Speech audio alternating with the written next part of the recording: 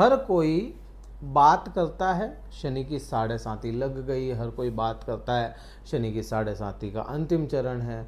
मध्यम चरण की हर कोई बात करता नहीं।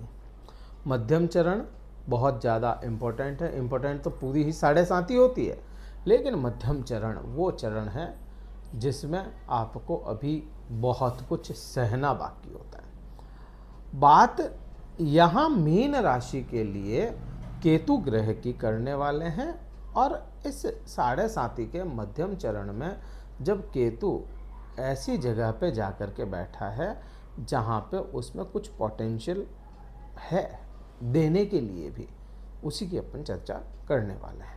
नमस्कार मित्रों, मैं भानु प्रकाश शर्मा, एस्ट्रो भानु शर्मा चैनल में आपका हार्दिक अभिनंदन करता हूँ। छठे भाव में केतु ग्रह विराजमान हुआ। वैसे तो छठा भाव केतु के लिए बहुत अच्छा नहीं माना जाता, लेकिन फिर भी आपको अच्छे प्रभाव क्यों दे सकता है, इसका पूरा का पूरा जवाब है ना केतु के बिहेवियर में छुपा है। आप राहु को क्या कहते हैं? राहु को हमेशा अटैचमेंट कहते हैं, राहु को भूख कहते हैं, राहु को लगाव कहते हैं, राहु को आप ऑब्जर्वर कहते हैं, ये सब चीज़ें हैं। अब ठीक उसी के विपरीत केतु क्या है? जैसे राहु अटैचमेंट है, वैसे केतु सेपरेशन है, सेपरेट कर देता है चीज़ों को, डिटैच कर देता है। अलगाववाद है, मुक्त करता है, चीज़ों को मुक्त करना केतु का काम है। और केतु ही एकमात्र ग्रह है जो त्याग की भावनाएं देता है। त्याग की भावनाएं दूसरा कोई ग्रह नहीं देगा। किसी न किसी के लिए दौड़ने का कार्य कोई ना कोई ग्रह करेगा, लेकिन केतु वो ग्रह है जहां बैठेगा, जहां देखेगा वहां से त्याग देगा। अब आपके लिए ये बात इंपॉर्टेंट क्यों हो जाती है कि भाई छठे भाव में है, छठा भाव के जो एट्रीब्यूट्स है वो अपन समझें। छठा भाव रोग है, ऋण है, शत्रु है, सेवा है। अब यहाँ पे चीज को समझें कि भाई रोग जैसे भाव में केतु जैसा सेपरेट करने वाला ग्रह जो होगा वो बैठेगा तो रोगों से सेपरेट करने की कोशिश करेगा।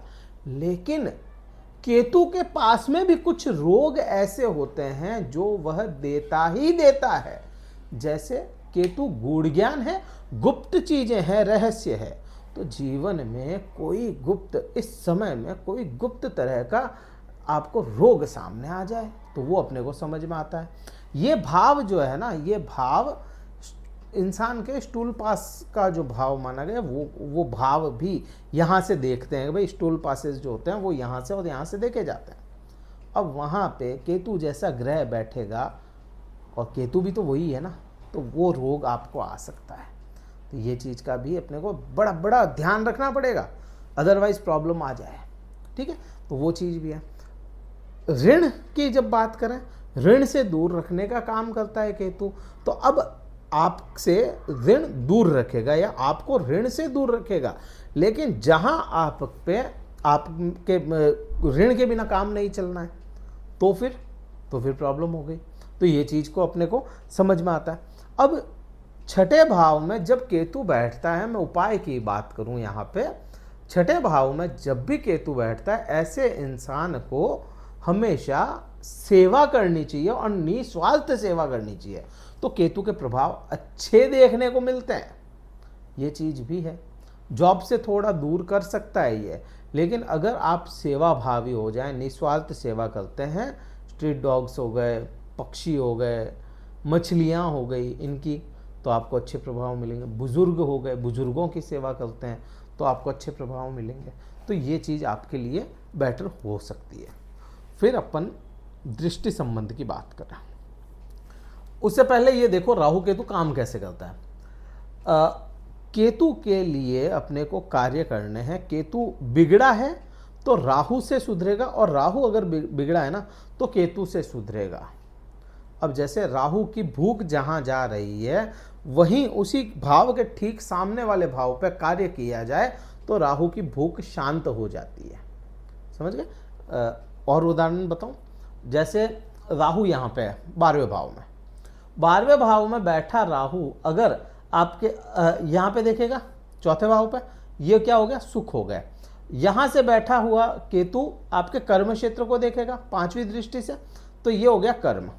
अब अगर आप कर्म पे काम करते हैं, कर्म के लिए दौड़ते हैं, कर्म पे काम करते हैं, तो सुख मिलेंगे, वो दौड़ के आएंगे।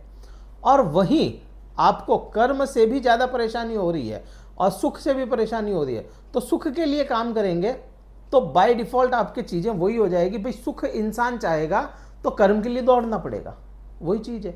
एक दूसरे के पूरक हैं ये, या एक दूसरे से विपरीत होकर भी एक दूसरे के पूरक है। मैं बात केवल केतु की करूं, केतु का 5वां जो एस्पेक्ट है, 5, 7 और 9 एस्पेक्ट होते हैं इसके पास, 5वां जो है आपके कर्म क्षेत्र पे जाएगा। ये बिगड़ेगा नहीं, यहाँ पे इस चीज़ को बड़ा आप समझिएगा ध्यान से कि ये भाव बिगड़ेगा नहीं किसी भी हालत में, जब तक बृहस्पति यहाँ पे, क्योंकि बृहस्पति आपके राशि स्वामी है। तो बृहस्पति का एस्पेक्ट यहाँ पे होना ही अपने आप से श्योर करता है कि कर्म क्षेत्र में आपको बिगाड़ 18 अक्टूबर तक नहीं देखने पड़ेगा।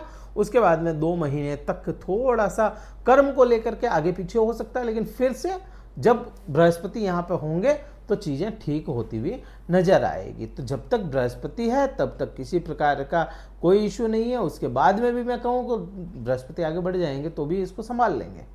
तो कुल मिलाकर के कर्म को लेकर के आपको समस्या नहीं देखने को मिलेगी। समस्या कहाँ पे आ सकती है? समस्या आपके धन भाव पे आ सकती है। धन भाव, वाणी भाव, कुटुंब का भाव, ये दूसरा भाव ही है।